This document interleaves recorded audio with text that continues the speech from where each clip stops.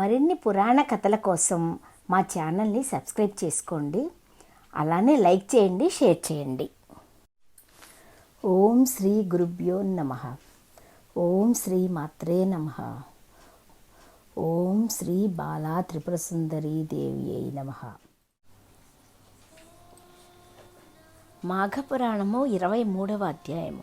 నారదుని దౌత్యము, దేవతల దైన్యము. రుస్తమద మహర్షి జహ్నుమునితో ఇట్లన్నాడు: పారిజాత పుష్పములకై వెళ్ళిన యక్షుడు ఇంకనూ రాకపోవుటకు కారణమేమి అని ఇంద్రుణ్ణి విచారించాడు. పారిజాత పుష్పంపై నా ఇష్టము అధికమొకటిచే తాను భూలోకమునకు పోదల్చాడు. ఇంద్రుడు పారిజాత పుష్పములకై వచ్చుచు దేవతలను కూడా తనతో తీసుకుని వచ్చాడు. సువాసనలు విరజిమ్ముతున్న పారిజాత పుష్పములను చూచి ఇంద్రుడు, దేవతలు మహోత్సాహముతో పారిజాత పుష్పములను కోశారు. పారిజాత వృక్షమునే స్వర్గమునకు తీసుకొని పోదల్చారు. ఆ మహోత్సాహములో శ్రీహరి పూజా నిర్మాల్యమును పాదములతో తొక్కి దాటారు. ఫలితముగా దివ్యశక్తులను కోల్పోయారు, శక్తిహీనులయ్యారు. ఇంద్రాదులు ఇంకనూ రాలేదని మరికొందరు దేవతలు వచ్చి పారిజాత వృక్షమును పెకలించదలిచి ప్రయత్నించారు. శ్రీహరి నిర్మాల్యమును దాటుటచే వారును శక్తిహీనులై పడి ఉన్నారు. మరుసటి ఉదయమున సత్యజిత్తు తన తోటను చూడవచ్చాడు. అచ్చట నిస్తేజులై నిలిచిన ఇంద్రాదులను చూచాడు. వారి పరిస్థితికి ఆశ్చర్యమును, విచారమును చెందాడు. వారికి నమస్కరించాడు. ఇంద్రాది దేవతలారా, మీరు మానవులమైన మాకంటే చాలా గొప్పవారు. ఇంతటి మీరు స్వల్ప ప్రయోజనమునకై ఇట్టి అకార్యమును ఎలా చేశారు? మీరు నాకు తెలియకుండా పుష్పమును దొంగతనముగా తీసుకొని పోదలుచుట దోషము కాదా అని ప్రశ్నించాడు. ఇంద్రాదులు సమాధానము చెప్పలేక తలలు వంచారు. గరుత్మంతుడు మొదలైన ఉత్తమ పక్షులు నేలపైనున్న మాంసమునకు ఆశపడి భూమిపై వ్రాలి అవమానపడినట్లుగా మేమును పారిజాత పుష్పములకు ఆశపడి ధర్మమును తప్పి దొంగిలించి ఇట్టి స్థితికి పొందాము. ఇకపై మా పరిస్థితి ఎట్టిదో చెప్పమని అడిగారు. సత్యజిత్ వారికి ఏమీ సమాధానము చెప్పక తన ఆశ్రమానికి పోయాడు. ఇంద్రుడు మొదలగు వారు ఆహారం లేక దుఃఖపడుచు అచ్చట 11 దినములున్నారు. వారికి ఆ కాలములో అమృతాహారము లేదు, కామధేనువు ఇచ్చు మధుర క్షీరము లేదు, కల్పవృక్షము చింతామణి ఇచ్చినట్టు పుష్టికరములైన భక్ష్య భోజ్యములను లేవు. మిక్కిలి దీనులై పడి ఉన్నారు. సత్యజిత్తును దేవతల దురవస్థకు విచారించెను. తాను చల్లిన శ్రీహరి నిర్మాల్యమును తొలగించెను. తానేమి చేయవలనో, దేవతల దుస్థితి తన వలన ఏర్పడినది ఎట్లు తొలగునో తెలియక దీనులై ఉన్న దేవతలపై జాలిపడ్డాడు. అశరణ శరణ్యుడైన శ్రీహరిని యథాపూర్వకముగా పూజించుచు తానును భార్యయు నిరాహారులై పడి ఉన్నారు. ఈ విధంగా సత్యజిత్తు కూడా 11 దినములు నిరాహారుడై శ్రీహరి పూజను మానక శ్రీమన్నారాయణ్ణి తలుచుకుంటూనే ఉన్నాడు.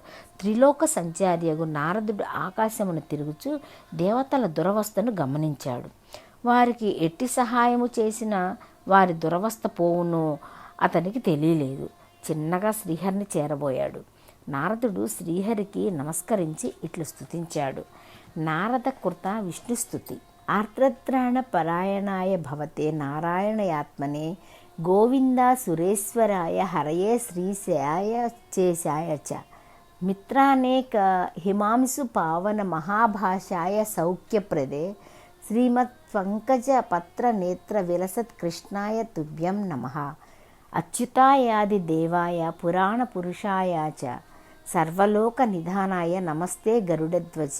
నమోనంతాయ హరయ క్షీరసాగరవాసినే భోగీంద్ర తల్పసేన లక్ష్మ్యాలింగిత విగ్రహ. నమస్తే సర్వలోకేశ నమస్తే విశ్వసాధన. సర్వేశ సర్వగస్వం హి సర్వాధార సురేశ్వర. సర్వంత్వమేవ సృజసి సత్వస్వరూపస్త్యమేవ హి. పురుషోసి గుణాధ్యక్ష గుణాతీత సనాతనః. పరబ్రహ్మాసి విష్ణుస్త్వం బ్రహ్మాసి భగవాన్ భవః. సృష్టిస్థితిలయాదిగానాం కర్తాత్వం పురుషోత్తమ. త్రిగుణోసి గుణాధార త్రిమూర్తిస్యం త్రయీతనుః. అసిత్వన్మాయయా సర్వం జగత్ స్థావర జంగమం.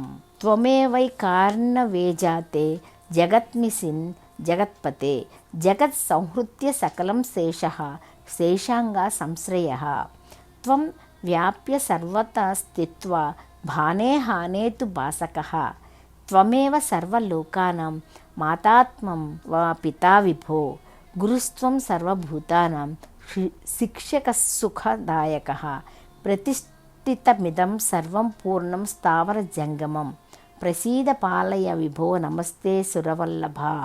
నారదుని స్థుతిని విని సర్వజ్ఞుడగు శ్రీహరి ఏమియును ఎరగని వాని వలె, నారద స్వాగతం. ఇప్పుడు ఎందులకు ఈ స్థితి? నీకేమి కావాలో చెప్పు. ఏమి చేసిన నీకు సుఖము అగును. అది ఎట్టిదైనను దేవాసురులను సాధింపచాలనిదైనను నీకు సమకూర్చెదను, చెప్పుము అని అడిగాడు. నారదుడు తల వంచి, ఇంద్రాదులు చెడు పని చేసి ఆపద పాలయ్యారు. భూమి యందు పారిజాతమను వృక్షం ఒకటి కలదు. దాని పుష్పముల సౌందర్య సువాసనలకు విస్మతులై వాని యందు ఇష్టపడ్డారు. ఆ పుష్పములను ప్రతిదినము దొంగిలించుకున్నారు. ఆ పుష్పములకై మిక్కిలి ఇష్టపడిన రంభ మొదలగు అప్సర స్త్రీల కోరికను తీర్చుటకై ఇంద్రుడు దేవతలతో పాటు వెళ్ళి ఆ పారిజాత వృక్షం వద్ద అగ్ని సమీపమున రెక్కలు కాలిపడిన మిడతల వలె దేవతాగణముతో పడి ఉన్నాడు. అమృతాహారులైన ఇంద్రాది దేవతలు 11 దినముల నుండి నిరాహారులై దీనులై పడి ఉన్నారు. భగవాన్ శ్రీమన్నారాయణమూర్తి నీవిప్పుడు వారిని దయ ఉంచి రక్షింపవలేను అని నారదుడు కోరాడు. నారదుని మాటలు విని శ్రీహరి, నారద, అమృత కలశము నుండి తొణికి పడిన 2 బిందువుల అమృతమే పారిజాత వృక్షమగును తులసిగను అయినవి. అనగా ఆ 2ను అమృతము నుండి పుట్టినవి. 2 మిక్కిలి పవిత్రములు.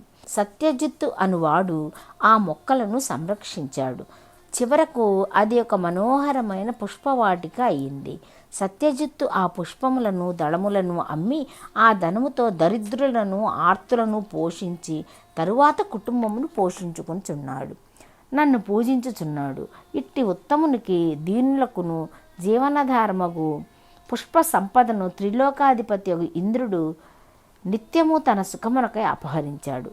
చివరకు ఆ దీనుడకు సత్యజిత్తు నన్నర్చించిన నిర్మాల్యమును పుష్పవాటికలో చల్లగా భోగలాలసుడగు ఇంద్రుడు నా నిర్మాల్యమును కూడా దాటెను, తొక్కెను.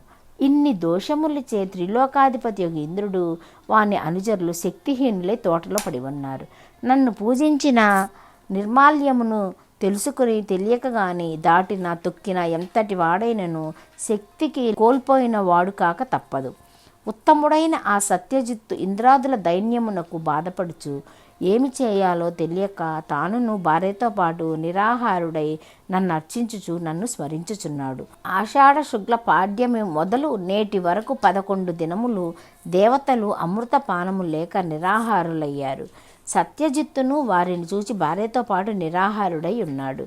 దేవతల పుష్టికై నన్ను ప్రతి దినము అర్చించుచునే ఉన్నాడు. నేడు 11వ దినము అనగా ఏకాదశి తిథి. సత్యజిత్తు నేడు కూడా ఉపవాసముండి నా అష్టాక్షరి మంత్రమును జపించుచు జాగరణమొనర్చినచో నేను ప్రసన్నుడనై అతడేది కోరినను వెంటనే ఇచ్చేదను. అతడే కాదు, ఎవరైనను ఏకాదశి నాడు ఉపవాసముండి జాగరణ చేసి నా మంత్రమును జపించునో వారికి కోరిన దానిని ఇచ్చేదను అని విష్ణువు సమాధానము చెప్పాడు. నారదుడు ఏమీయును మాట్లాడలేక తన దారిన పోయాడు అని గృహస్థమత మహాముని జహ్నమునికి చెప్పాడు. మాఘపురాణం 23వ అధ్యాయము సమాప్తము.